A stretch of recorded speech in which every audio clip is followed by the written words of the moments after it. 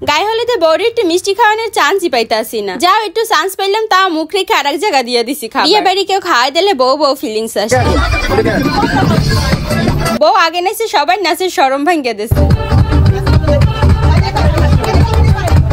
সন্ধ্যা থেকে আমি এইগুলো একা একা গুছাইতে গুছাইতে দিশে হারা। ওইদিকে সবাই সাজিয়ে গুছে রেডি হয়ে গেছে আর এইদিকে আমি কাজে ব্যস্ত। তারপর কি আর করবো, ঝটপট 5-7 মিনিটের ভিতর রেডি হয়ে গেছি। জীবনের ফার্স্ট টাইম মনে হয় এত জলদি রেডি হইলাম। অবশ্য সাজা গোজার বেশি টাইমই পাই না, জাস্ট শাড়িটা পরতে যতটুকু সময় লাগছে। তারপর জলদি অনুষ্ঠানে আইসা পড়ছি। ওমা আইসাই দেখি বউরে 2 লঙ্গি ডান্স পরা বেড়ায় নামাইতে আছে গড় দিয়া। এই না হইলো পিওর বাঙালির পরিচয়। যাক গো, ক্যামেরাম্যান অবশেষে আমাকে দিকে একটু ফোকাস করছে। এত মানুষের ভিড়ে আমারে খুঁজেই পাইতেছিলাম না। এই যে আবার একটু ফ্যানের বাতাস খাইতে দাঁড়াইছিলাম। বউ নিয়ে এসে সবাই আসন দিয়ে মঞ্চে বইছে। এখন শুরু হইবে খালি খাওয়ানোর পাল্লা। সবাই খাওয়াইতে থাক, আমি আর আমার বান্ধবী একটু ঘুরে আসি। কিন্তু কেন জানো আমার একটু শরম লাগছিল শাড়ি পরছি দেখা। সহজে সাজিনি একটু সাজলে আবার এমন শরম শরম লাগে সব সময়। এমন আমার মতো কে কে আছে শাড়ি পরলো বেশি লড়ি সরি না। বান্ধবীর লগে একটু নাচতে লইছি, দিল নাচটা নষ্ট করে। আমরা এক জায়গা হইলে হুদাই ঢং করি অনেক। বান্ধবী একসময় আমার মতো চিকন ছিল, বিয়ার পর গোলালু হইয়া গেছে। যাক, আমারও সময় আসবে নাকি দেখা লই ময়মরি পেগো খাওয়ানো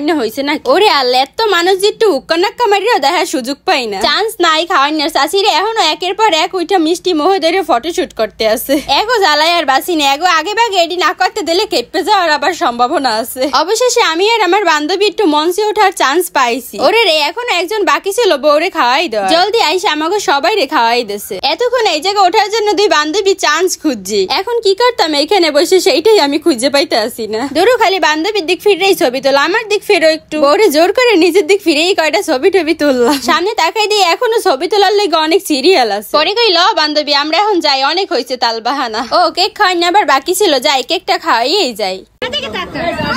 ক্যামেরার দিক তাকাইতে যেয়ে দিছি অঘটন ঘটাইয়া। আমার কিন্তু কোনো দোষ নাই, আমার ওই দিক তাকাইতে কইছে।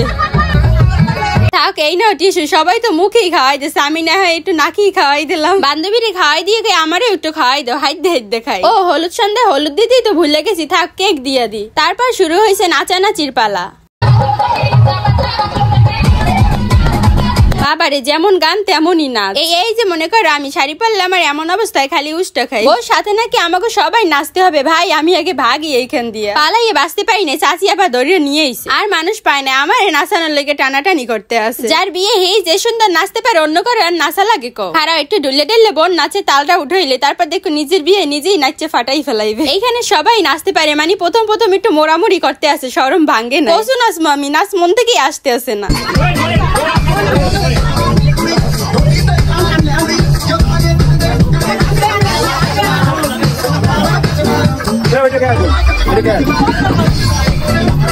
এই যে ভাগলাম আমি। তারপর বান্ধবীর নাচ আইসা পড়ছে। যার বিয়ে হে নাইছে সবাই নাচের শরম ভাঙ্গে দিছে। এই বিয়ের আয়োজন যেমনই হোক না কেন, আনন্দ ফুর্তির কোনো কমতি ছিল না।